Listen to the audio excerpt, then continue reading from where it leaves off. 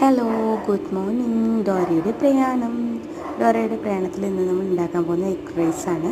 അതിനൊരു പാൻ എടുത്ത് വെച്ചു. അത് ചൂടായി കഴിയുമ്പോഴത്തേക്കും അതിലേക്ക് ഒരു 4 മുട്ട നമ്മൾ ഒഴിച്ചിട്ടുണ്ട്.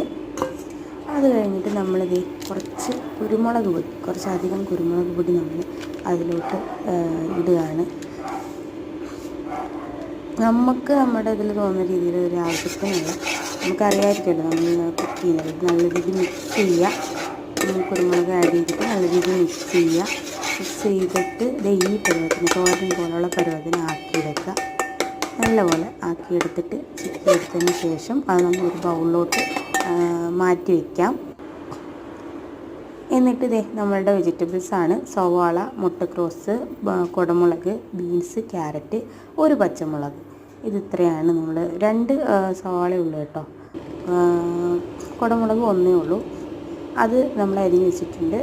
അത് അതേ സെയിം പാത്രത്തിൽ തന്നെ നമ്മൾ എണ്ണ ഒഴിച്ച് ഈ വെജിറ്റബിൾസ് എല്ലാം കൂടി ചേർത്തിട്ട് നല്ല രീതിയിൽ വഴറ്റിയെടുക്കുക. ഒരുപാടങ്ങ് ഭയങ്കരമായിട്ട് വഴഞ്ഞേണ്ട ആവശ്യമൊന്നുമില്ല കേട്ടോ. അതിൽ തന്നെ നമ്മൾ കുറച്ച് ഉപ്പും ചേർക്കണം ആവശ്യത്തിന്. അതിൽ കുറച്ച് ബിരിയാണിയുടെ പൊടി ഞാൻ ആഡ് ചെയ്തിട്ടുണ്ട്. ബിരിയാണി പൊടി ഇല്ലെങ്കിലും കുഴപ്പമൊന്നുമില്ല കേട്ടോ. ഞാൻ ചുമ്മാതെ ജസ്റ്റ് ഒന്ന് ചേർത്ത് നോക്കിയെന്നേ ഉള്ളൂ, ഇല്ലെങ്കിലും കുഴപ്പമൊന്നുമില്ല. ഇത് നമ്മൾ വേവിച്ച് ചെയ്യുന്ന റേഷൻ അരിയാണ്. വലുതായിട്ട് കുഴയാനൊന്നും പാടില്ല. ചെറിയൊരു വേവിൽ തന്നെ ഈ പരുവത്തിൽ എടുത്ത് വേവിച്ചിട്ട് ഇതിനകത്തോട്ട് തട്ടുക. നമ്മൾ എന്താ പറയുന്നത്, റേഷൻ അരി കൊണ്ട് സൂപ്പർ നല്ല ടേസ്റ്റാട്ടോ ഇത്.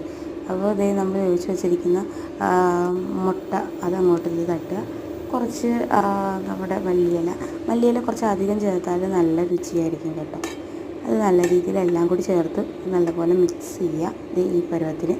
അതിൽ കുറച്ച് നെയ്യ് വേണമെങ്കിൽ നമുക്ക് ആഡ് ചെയ്ത് കൊടുക്കാം. നല്ലപോലെ മിക്സ് ചെയ്തെടുത്തതിന് ശേഷം നമ്മുടെ സ്വാദിഷ്ടമായ ഇത് റെഡി ആയിട്ടുണ്ട്. അതിൽ കുറച്ച് കളർ എസൻസ് ചേർക്കുക.